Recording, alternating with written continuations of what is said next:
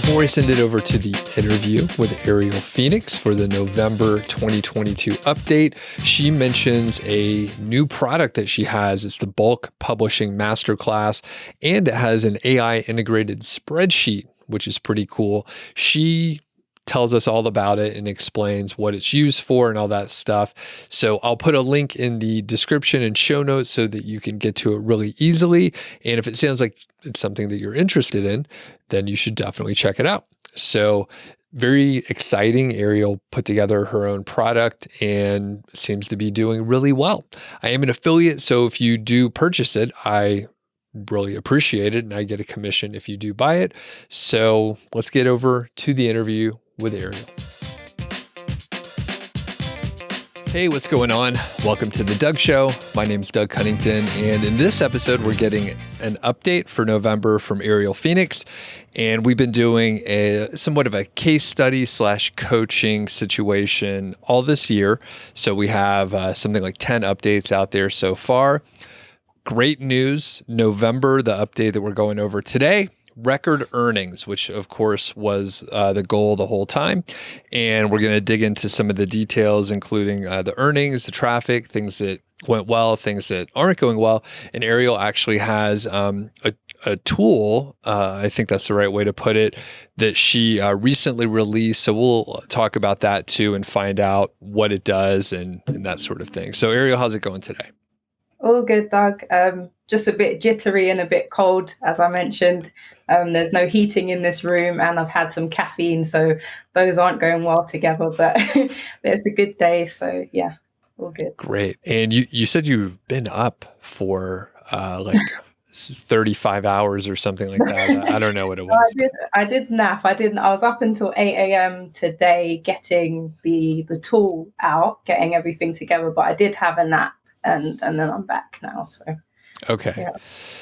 Well, that's amazing. I didn't get a ton of sleep over the weekend, but I caught up. So like last night, I slept almost 9 hours.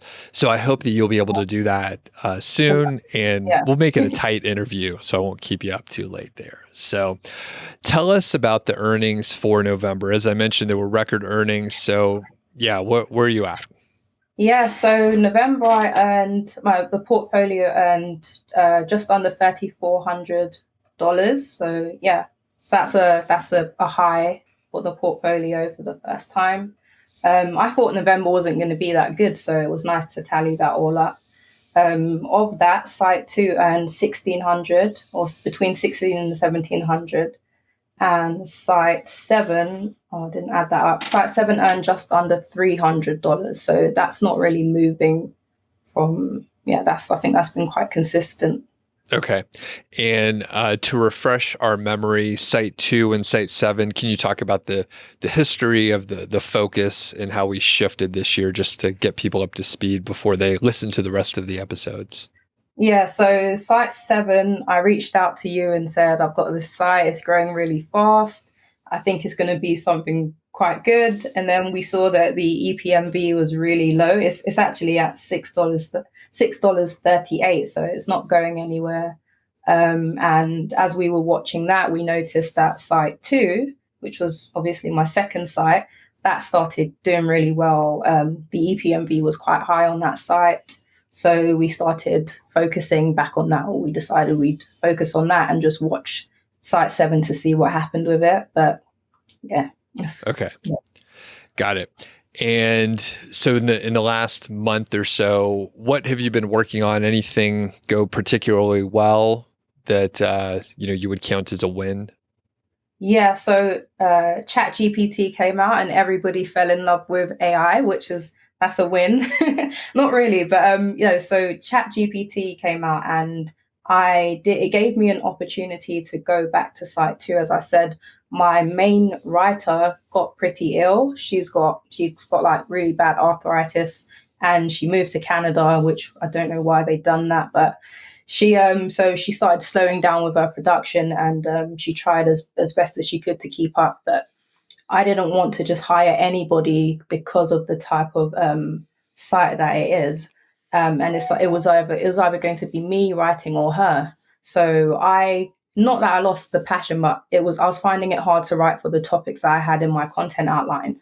And then ChatGPT came out, and I found an opportunity to find different topics that I could just add to the topic cluster. They weren't necessarily high volume keywords, but they allowed me to interlink and just give the site more of a personality. Just going back to the kind of stuff that I started writing on it, and the YouTube channel has been growing, and it's just getting more organic traffic and more I don't know what do you call the YouTube kind of traffic, social traffic. Sure. Yeah, so that's I'm at 250 articles on that now. So I plan to work to focus on site two, and my newest, the last site in my portfolio, that's been doing really well. Yeah. So Okay. we could talk about that. Cool. And yeah, we'll talk about that one in a few minutes. Now, you have been a proponent of the AI tools, and we've talked about it before, how you could do some research, you use them as tools for certain pieces, and that makes a whole lot of sense. In fact, you were one of the main people that I talked to that got me to actually try the tools, because we went more in depth. As you know, I'm still not quite convinced, but Yeah. you mentioned ChatGPT, and at the time that we're recording this, it's been out about a week.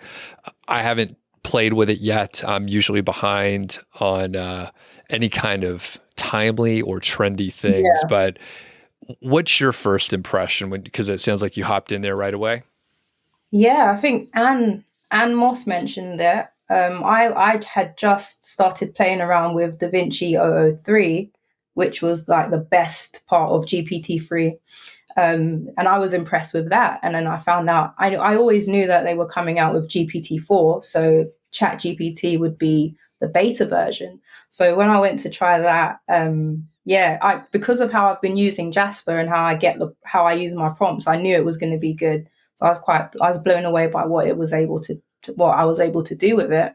And I think I'm a person that thinks that prompt writing is a skill or is an art, and it can be, the AI is only going to work as hard as the prompt that you give it. So if you tell it to write an article about golf, or write a paragraph about golf, it's going to write you a basic paragraph from what it can pull from. But if you give it more descriptive text, just as when you're getting like an AI image, the more description you give it and the more guidance you give it, the better the output is going to be. So yes, I've been able to do a lot with GPT, chat GPT, just improving articles and improving internal links and contextual links and stuff like that.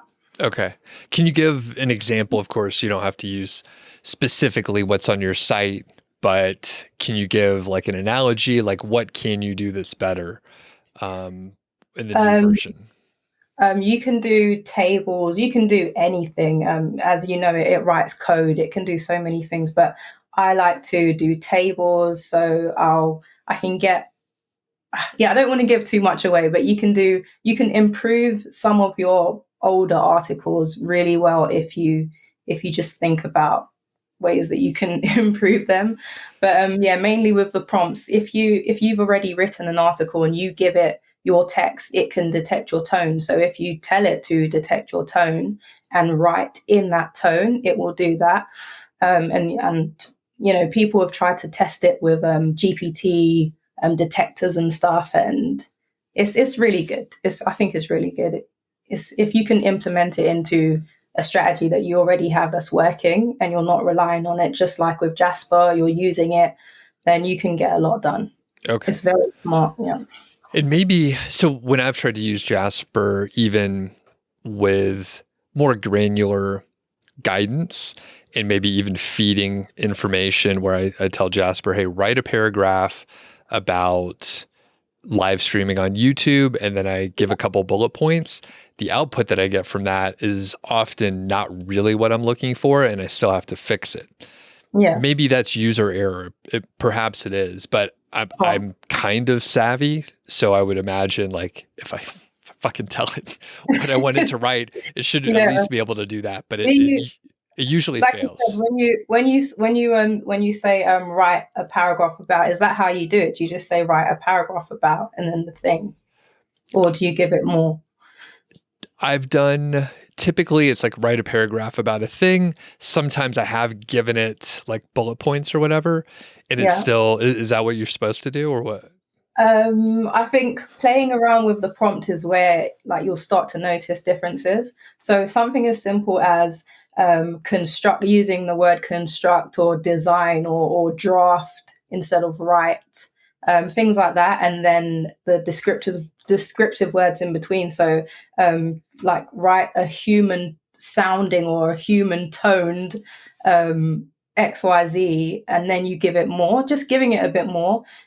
Your prompt doesn't even have to be like one sentence. It could be an entire paragraph full of details, and you can repeat yourself to emphasize what you want it to focus on, and it will do it. So And you're talking Jasper or Chat both, GPT? yeah, both. Because I've got, we've not moved on to this, but I've Right. been experimenting with the newest iteration of GPT-3, and prompts work in the same way. So I've given it the same kind of prompts that I give ChatGPT, and it does a good job. It gives me what I need it to. It also does really well with HTML. So if you tell it to put this in, if you've got like a comma separated list, if you tell it to put it in a HTML bullet list, it will do that. If you tell it to put it in a HTML table, there are so many things that you can do that will make your workload easier. Not just writing a whole blog Okay. post, which is how I've always used Jasper. Okay. Gotcha.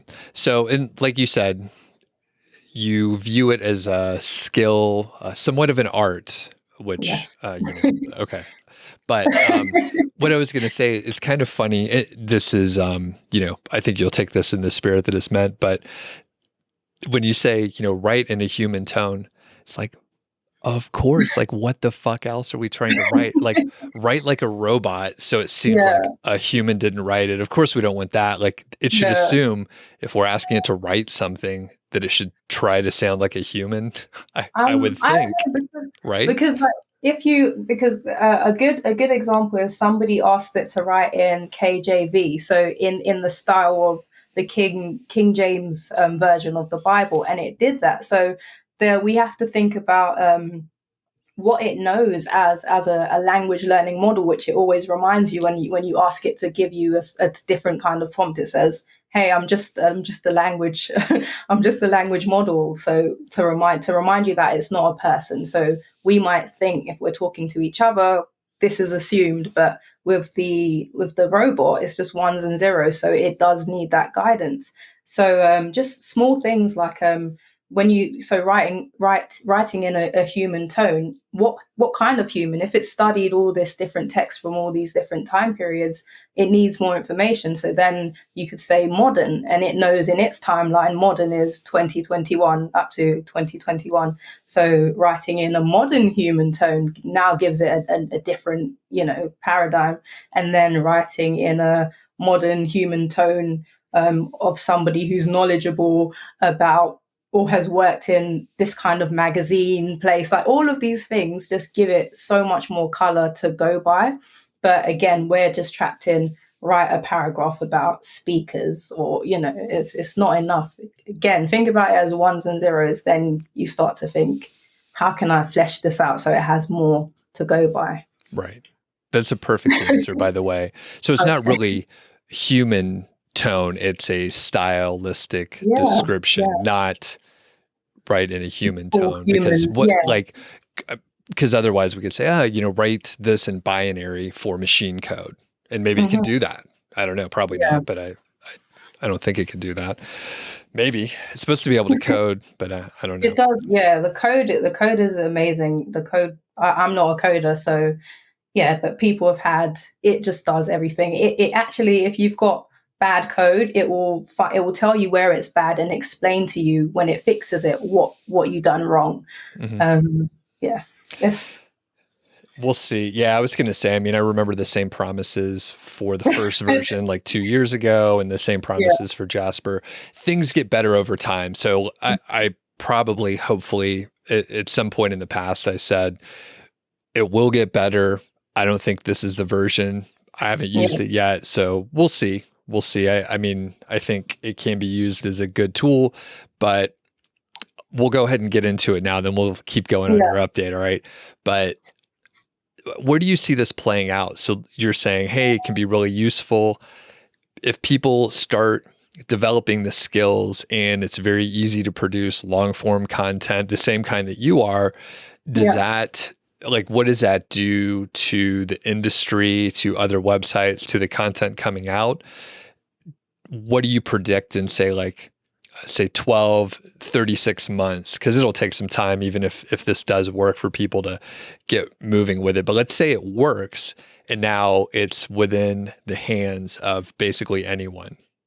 Yeah, I think it's going to be a good thing overall because it then pushes everybody to make the better content that we all want. So even the way I'm using it now, the way I've always been using it is to make better content, which is like creating templates for videos and doing. So I think we're just going to have to lean more into the human side of us, which is just doing more things that the AI can't do. So I think people are going to just start being more creative with it.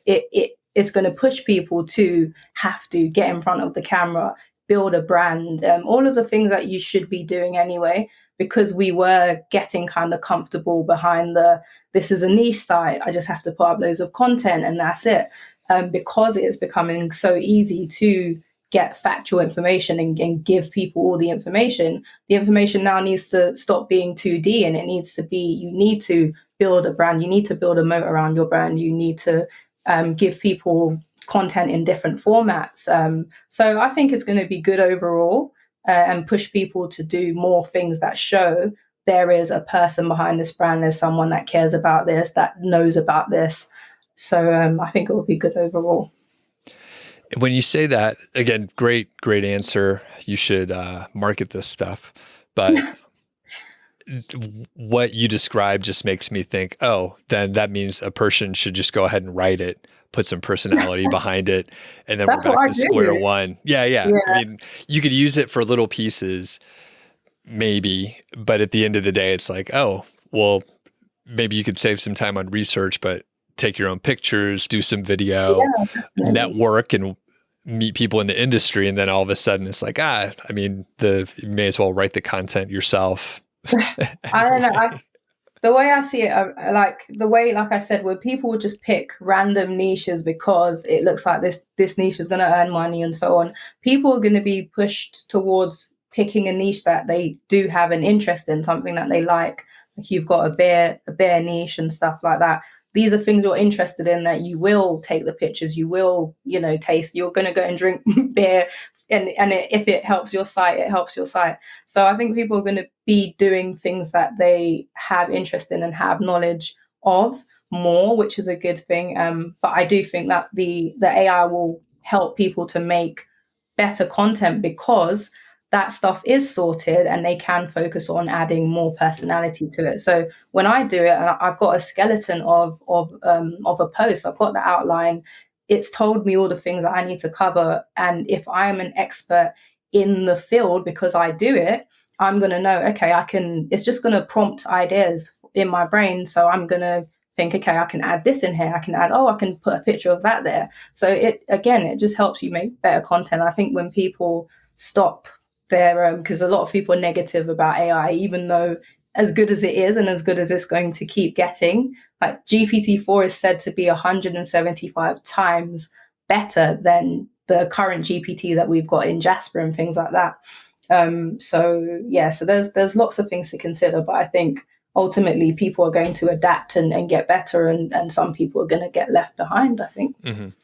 And by the way, I think most people are positive about AI, Yeah. at least the ones I run into. So I'm one of the few dissenters, and I'm kind of in the middle. I'm like, you can use some stuff, but generally people seem to be very positive that I run into Yeah. generally. So ChatGPT has go ahead. changed a lot of people's minds. Yeah. Yeah. I don't know how it could in just 1 week, It's you been know? it's been everywhere. That if you at one point I typed it in, I think this was just when it came out. I typed it in and I could see all the news publications 2 hours ago. And then I saw Gary Vee had posted it to he'd done a video about it. And so a bunch of people went over to check it out. You can see in the comments, they're like, oh my God, this is amazing. Universities are worried about it because that was the first thing I thought. What are they going to do about coursework and dissertations and stuff? Because if I was in uni now, Yeah.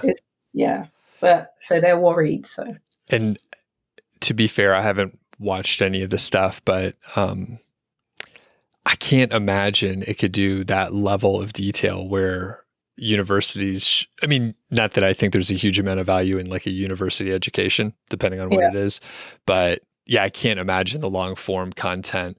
Again, I haven't used it yet, but I just don't like. Yeah, you have to. You're gonna be. Like I said, most people.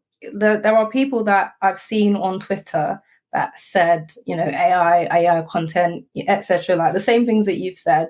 But then when ChatGPT came out, it was just like, oh, okay, I take it back. Just all kinds of mind blown emojis and stuff.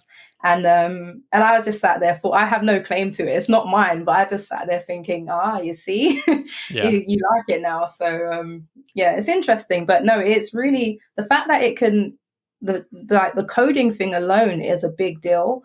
But when you think about how it interprets the data that you give it, it's just amazing. It's amazing what it's able to do and what it knows. Okay. And once it can connect to the internet, I think it's only going to be, because it's not regurgitating information.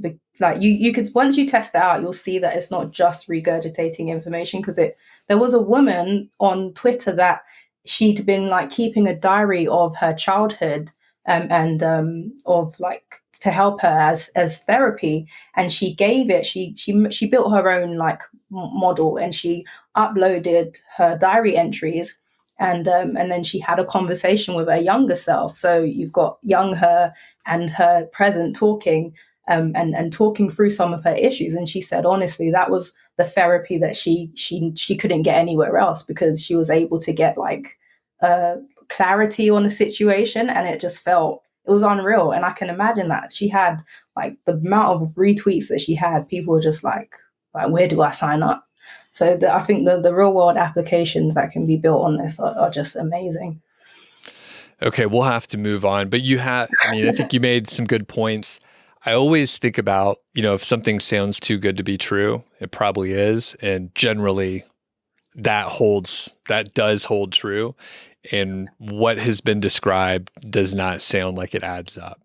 I think okay. There's another side to it. I'm sure you've watched a bunch of sci-fi or dystopian future kind of things where these it's the concept of AI taking over. As we're using it, we are training this model. So there's that to consider. AI has just come out of nowhere, and it's advancing so fast, and we're so intrigued by it, which is what we do as humans, that we're giving it all of this data. We're uploading diary entries, so we're giving it all of this data. So I think, as they say, if something's free, then we are the product, something along those lines. So I think there is something to not to be worried about, but there is something deeper that we will see in the coming years. But at the moment, you're not going to stop humans from being curious. So what we'll do, once I could play with ChatGPT, which I don't even know if I can create an account now that it's so crowded. I can. It's a normal OpenAI account, yeah. Okay, so I'll check it out. We'll do a whole episode where we talk about it. Maybe once I get to play with it, I'll change my mind. But I still think, I just can't move on.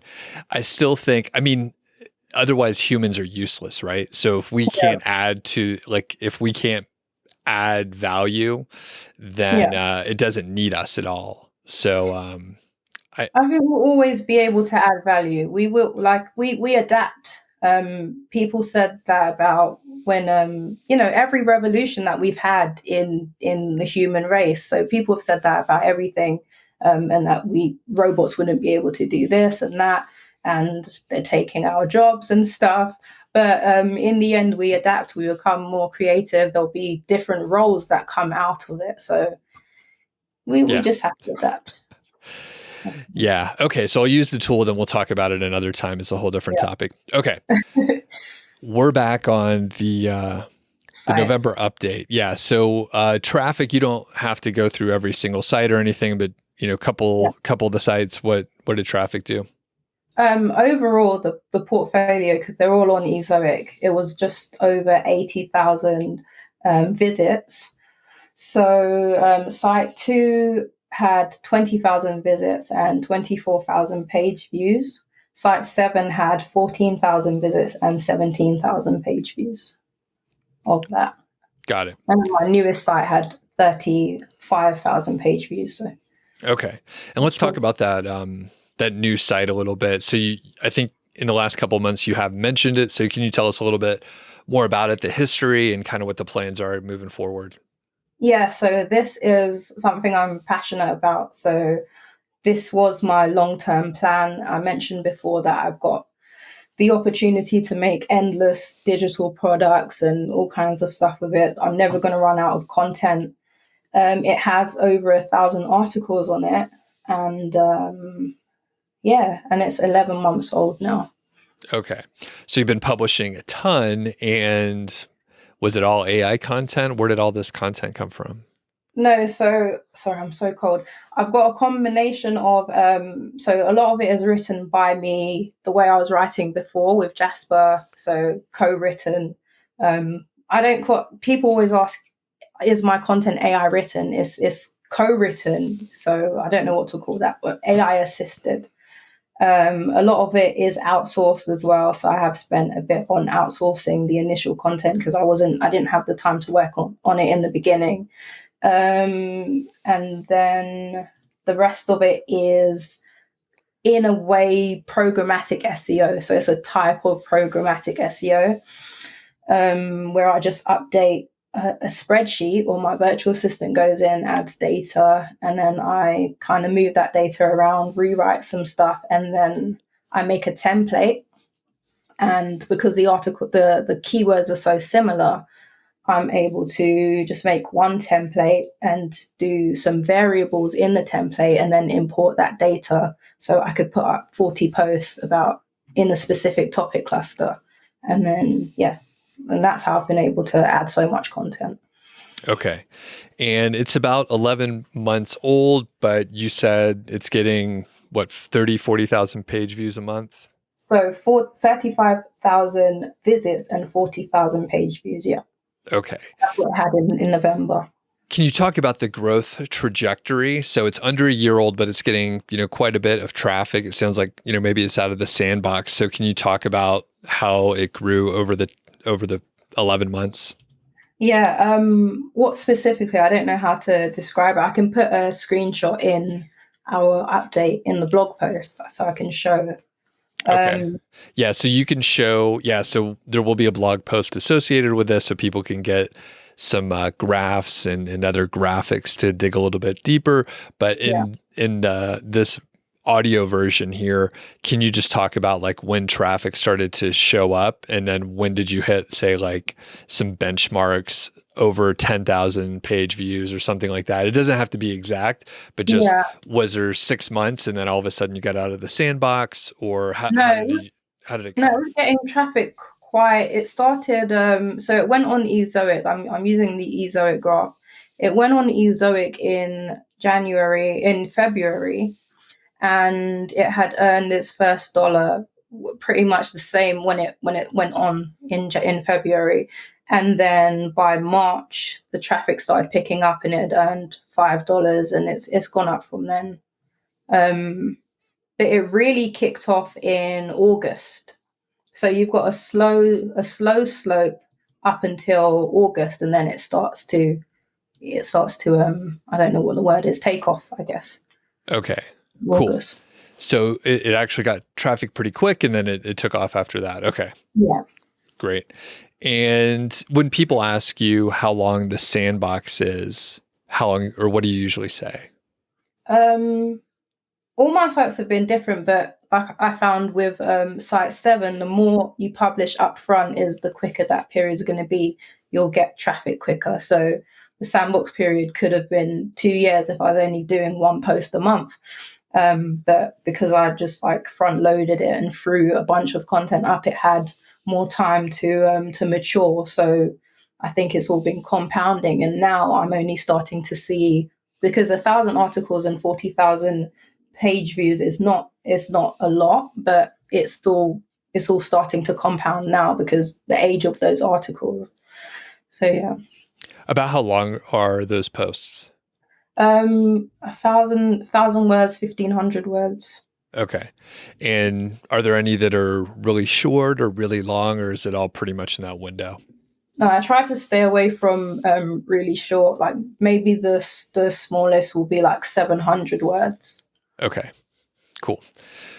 All right. And one thing that I took a look at earlier was your earnings for the portfolio when we first started working together. So you did a lot of work. I'm not taking any credit for this, Yeah. but the portfolio earnings, it was about $1,000 in December Yeah. of 2021. So you've roughly 3x, a little bit more than 3x your earnings, which is fantastic. I don't remember the exact target of what you were aiming for, but I think it was generally like full-time income. So how do you feel about the progress you've made over the last 11 months?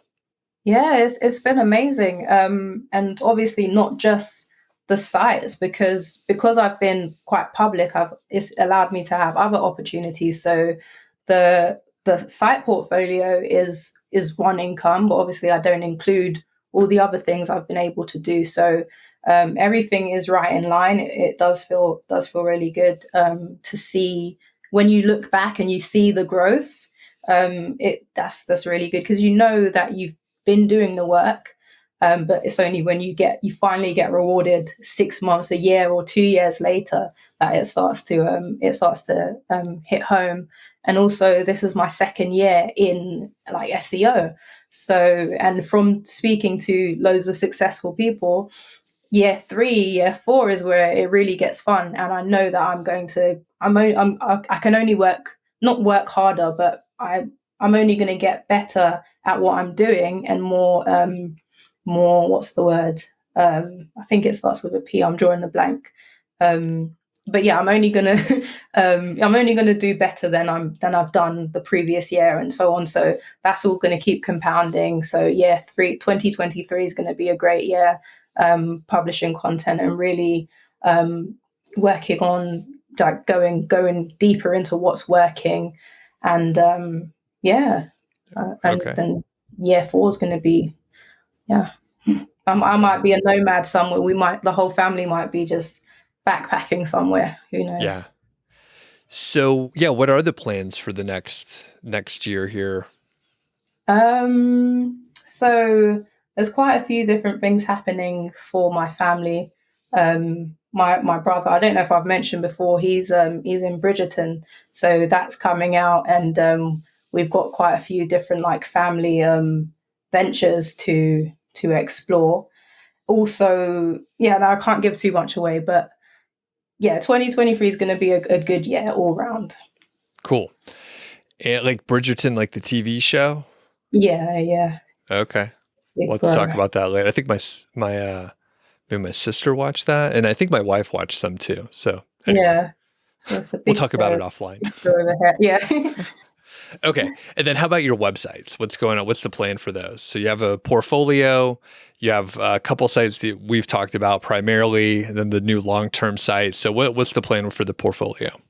So I've finally taken your advice. I've been taking your advice all along, which is why we're still here. But I'm going to be focusing on site 2 and my newest site, and I'm more than likely going to sell the others. A couple of them I can't sell; they're too like personal, they're too linked to me. But they can just sit. I'm just not going to do anything on them. But I'm going to sell site 7 and probably site 4 first. So I'll work in the new year. I'll be working on getting those all ready for sale. So, like I said, Shauna Newman mentioned a few things that are a good idea to do when you're selling a site. So add more content to it, really get it on a nice upward trajectory so you're handing over a good product. I'm confident in how I've built them anyway. And like you mentioned before, the good thing is I do have like a network now that I can say, okay, this is the site. They know how I've built these sites. I've been quite open and honest about everything. So so I'll get rid of some of those sites and hopefully put the cash back into site 2 and site 7, which are my long-term projects, and work on a content. I've already started designing my content plan for 2023, and that's just going to be split. So each quarter, I'm going to be focusing on content in the beginning, and then improving content and adding internal links. And then I have like a soft outreach strategy that I want to finally implement. And and I'll just keep rinse and repeat throughout the year. And if people want to, at some point, you're going to announce when you're selling the site, so they should make sure they're following you on mailing list. I'm trying to build that up now, which is so my mailing list is getting there. Perfect. Very good. And before we wrap up here, we did talk a lot last month about productivity. So how has that been going? That's been going really well. It's been going really well. I've been doing I've forgotten how Pomodoro. to pronounce it. Yeah, I've been doing that method. So I've got 2 screens up there. One has my timer, and then I get a break, and then I just go and do something else, and then come back to it. And that's really helped. So it's kind of like the time blocking method that you mentioned, because I'm only doing that one thing in that time. I can see now, I'm not going to lie to you, I can see all of my tabs are still there. So that's something I'm going to work on into the year. But I definitely feel a lot more productive. I'm not doing as much despite staying up until 8 a.m.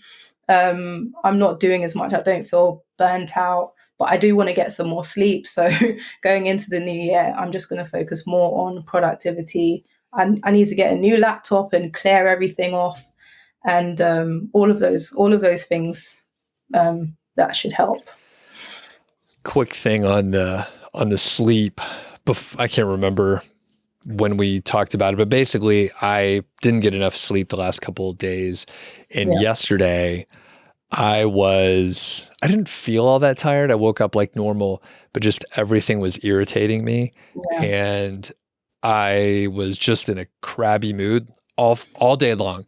I luckily realized that I was in that situation by like 8 a.m. I was like, everything is annoying me. And I was like, it's because I didn't get enough sleep for the last several days. And I'm not talking like I stayed up all night. It was just like several nights in a row. I got like 6 hours of sleep instead of like 8 or 8.5. And it slowly added up. So like everything was just, it put me in a bad mood yesterday. But I didn't, not too often, I didn't spiral out of control. And my wife was like, what's going on with you? And I think it's my sleep. Like, I just got to go to bed early tonight. Everything's going to be okay. But what I have realized in the last probably just 6 to 9 months or so, I'm in a way better mood. Everything's easier. I'm smarter. Like whatever work I'm trying to do, I finish it so much faster when I'm rested. And I mean, you can't get great rest every single night, but if I could do it like 70 or 80% of the nights, that's fine. Like I could operate with that. But I didn't realize it probably through like like probably all of college, from, when I got to college when I was 18 until when I was like 35 and I got laid off, I probably wasn't getting enough sleep. And I was just like a drag to be around. So if you can solve the sleep thing, like you'll be more productive, and then like a lot of things won't matter as much. So I think something's wrong with me though, because I when I get so tired, I reset, and then I'm too energized. So it's like I go into a different mode, and then like I miss my opportunity to sleep, which is probably wreaking havoc on my long term health. But I don't get Yeah, I don't get so tired that I get grumpy or anything. I'll probably just stay up and I won't feel affected by it, which is, like I said, is probably doing a lot of Yeah. harm. So yeah, I Okay. do. I'm putting sleep on my priority list for sure. Yeah. Even if, yeah, I think it's usually good. I mean, I used to be able to get by on like whatever 5 or 6 hours, like tons of caffeine to, Yeah, back that up.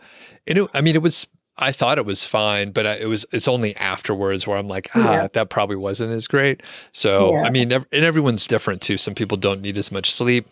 You have a kinder demeanor than I do. So that probably helps too. Yeah. Okay, so you're selling some sites now. Anything else with your portfolio that we should mention?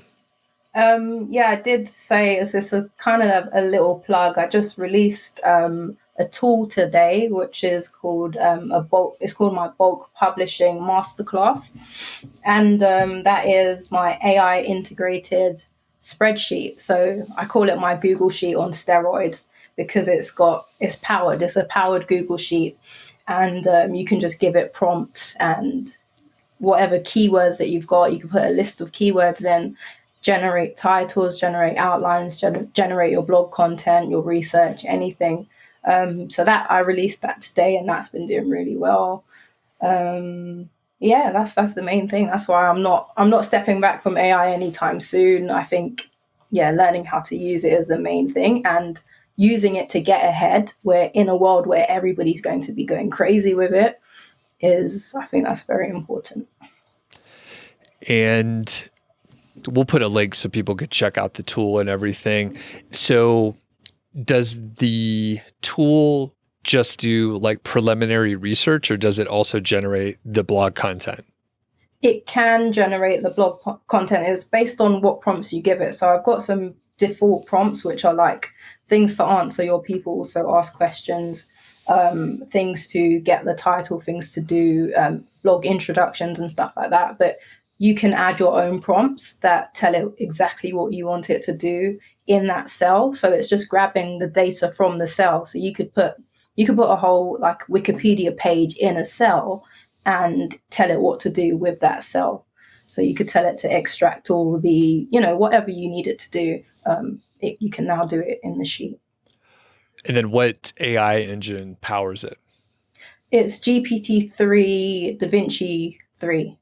If I think most people's knowledge of GPT-3 just goes up to GPT-3, but DaVinci 003 is their newest, is their latest iteration just before the ChatGPT, which is more than likely GPT 3.5, as they're working on beta. So it's pretty good. The DaVinci 003 is really good.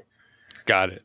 Okay, cool. So we'll link up so people could check it out. And there's probably like some video content on your channel that shows you using it or something like that, right? Yeah, I've got an introduction on my channel. Very good. Awesome. We'll link up to your channel and your blog and other places like that. And you're pretty active on Twitter, right? So people should follow you there. Yeah. Twitter is where it's at, as people say. Yeah, I've been very vocal on Twitter. Lots of people gave me quite a bit of feedback, which is why I went ahead and made it. I just crossed 5,000 followers on Twitter, which is cool. And yeah, so Nice. All right. Well, thanks for the update, and we'll catch up with you in about a month then. Thanks a lot to Arielle. Really appreciate her taking the time to give us an update. And it's cool to see that she came out with her own product. And if you are interested in the bulk publishing framework, be sure to check out the link in the description. It's been amazing seeing the progress from when we started. She was making $1,000 per month. She has 3x that. She's done a ton of work, but I think like when I worked with Christy, you can actually like hear the difference in the confidence level of what she's working on and what she will be doing in the future. So it's pretty cool. I do need some feedback from you though. So you could shoot me an email, feedback@doug.show, because I'm curious about the AI tool discussions. So we try to have a back and forth, and it's not really a debate. I don't have I don't have a horse in the race, as they say. I have some opinions, but they're fairly loosely held. So I maybe sound like I have some strong opinions, but they are loosely held, and I'll change my mind when I get new information. And I've been curious and interested. I want to make sure it's not boring to hear about. Now, again, you can shoot me an email. Let me know what you think. Do you like these kind of discussions? Now, one thing that I realize as a podcast listener and just a consumer of content is if you have a few people and they all just agree with each other, it's kind of not very interesting if you just say, yeah, I agree with that and I agree with that. Sometimes, there's going to be some disagreements or differences of opinion. Now, you don't want that constantly because that's no fun either. But occasionally, like I hope this is coming out, where if you do talk to people or you hear other content on the AI tools, I think at least most of it that I run across is extremely positive and there's very few dissenting opinions. So like I said, I hope when I have discussions with Arielle or other proponents of the AI tools that it is interesting to hear both sides. And like I said, hopefully you can tell that my opinions are fairly loosely held and I don't really care that much. I mean, I think probably with the right application of the tools, they could be extremely useful for the things that I usually do. It's not very useful for me. And one observation that I have is a lot of beginners and newer people are trying to use the tools to take a shortcut and replace hard work or things that are difficult. Maybe they're not writing the content themselves, but maybe they would have to go and hire individual writers or something like that. And that's difficult to do. So I kind of view it as a shortcut, and we're all human and we're all looking for the easiest route. So I don't blame anyone for that, but I definitely see people that are probably wasting time and resources. And as I have published some videos that they're not necessarily negative about tools like Jasper, they show me trying to use the tool and how it doesn't always work out how I expect. So there have been several comments where people say, yeah, I tried it out and it did exactly what you're experiencing, Doug. It's not giving me the output that I expected. It takes me a long time to get output that is kind of usable, and then I just have to massage it and work with it. So like I said, the right application, maybe it works great. My friend Matt Giovanisi, he said that he uses it sometimes when he has to write like ads and he has repetitive copy. So it's kind of short form and he just needs to like rephrase it. And he needs, the same kind of sentence, the same kind of ad copy, like 10 or 15 different times. And it's a little bit faster to use a tool like Jasper to just like rewrite it and restate it. And then he could massage it from there in short form, not like 2,000 words or something like that.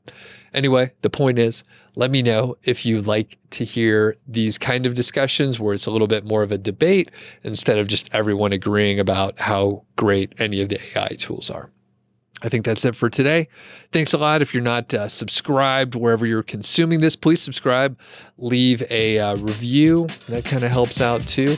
And we'll catch you on the next episode.